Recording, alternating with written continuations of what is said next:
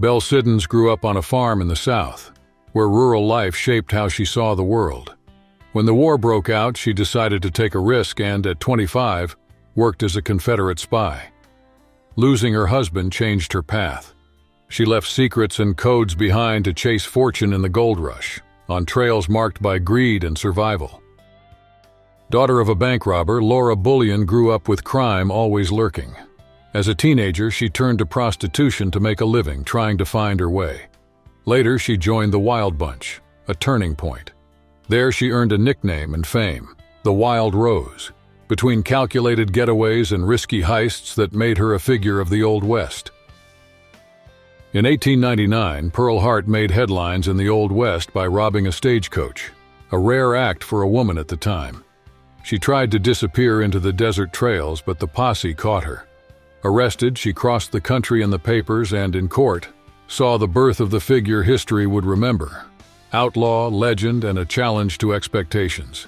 Before we go on, hit subscribe and turn on the bell. That way, YouTube knows this content matters and shows it to more people. Daughter of mining camps, Lotta Crabtree left the dust of the mines for the shine of the stage. In Grass Valley, her neighbor Lola Montez sparked her curiosity and gave her the decisive push. In 1855, at just 8 years old, she made her debut. That was the start of a journey that would take her to Broadway and fame, with tours that won over audiences. More than 140 years ago, Victoria Woodhull brought a bold idea to the ballot box: running for president for equal rights. It didn't come out of nowhere. She funded the campaign with businesses she built, including her role as one of the first female stockbrokers on Wall Street. With that, she bankrolled her own voice and pushed the debate into the heart of public life. Eleanor Dumont, born around 1829, maybe in New Orleans, was said to be of Creole origin. Her childhood remains a mystery. Years later, in Nevada City, she opened a gambling house and made the news. Her parlor filled up fast. Men scrambled for seats, drawn in by the confidence and manners that made her unforgettable. Etta Place appears as a mysterious figure. She got close to Butch Cassidy and later married Harry Longabaugh, the Sundance Kid. Records are scarce.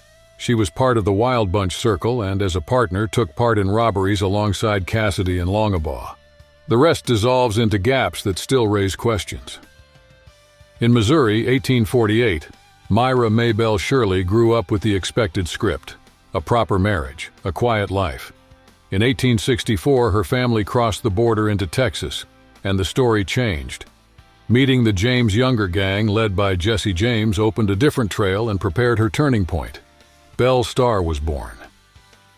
Mary Catherine Harrony, known as Big Nose Kate, grew up in comfort, but her life changed drastically when she lost her parents at 14. She refused the guardianship imposed on her and decided to make her own way. Between saloons and deserts, she built a life marked by boldness and contradictions of the Old West. Sarah Jane Newman was born in 1817, among pioneers settling in Austin. In contested territory, she grew up learning to defend her family's land and face constant threats. Her public life drew gossip. She's said to have married 5 times, and some claim 2 husbands disappeared under murky circumstances. Born in 1878, Rose Dunn, the Rose of Cimarron, only briefly crossed into outlaw life when she got involved with George Bitter Creek Newcomb. Fate turned on September 1, 1893. In Ingalls, Oklahoma, the attempt to corner Bill Doolin's gang turned into a shootout. Several men fell, including Newcomb, under federal fire. At the dawn of the 20th century, twins Ethel and Juanita Perry traded anonymity for the dust of the arenas. They shined in Buffalo Bill's Wild West show and later in the Barnum and Bailey circus. Combining riding and roping, they raised the suspense to the climax, the daring escape of a runaway stagecoach. In 1885, a name that would change journalism appeared: Nellie Bly. At 18, Elizabeth Cochran joined the Pittsburgh Dispatch and broke newsroom suspense by revealing herself as the author of the anonymous article, Women and Their Place in Society. From then on, her reporting opened doors and encouraged others to walk through them. With a smile that echoed the pioneers, Dora Hand lit up the violent West. In Dodge City, her voice filled the saloons and made her a steady presence. In 1878, fate turned suddenly. A shot fired by James "Spike" Kennedy, a wandering cowboy, ended her career and etched her name into frontier lore. With the profits from the Rockwell shows, we bought theaters in Seattle. The move opened doors and forced choices. My partner, after years by my side, chose another path. He married, ended the act, and left the stage. He walked away from our routine and, without looking back, from the arts. I stayed on stage. He chose the lights of ordinary life. Bonnie Parker was born in 1910 in Rowena, Texas. She grew up between notebooks and stages, certain that acting was her destiny. At 19, she met Clyde Barrow, 20, fresh out of prison. The impact was instant. From then on, her life turned a new page and followed paths no one could have predicted. In parts of the West, performers in adult shows could only work with a license. The fees from those permits funded public services like policing.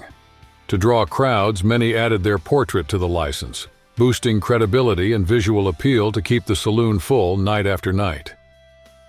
At the start of the 20th century, Kate Rockwell conquered Alaska. In a red chiffon dress, she glided across the stage singing songs the crowd knew by heart. A waiter who followed her became her agent.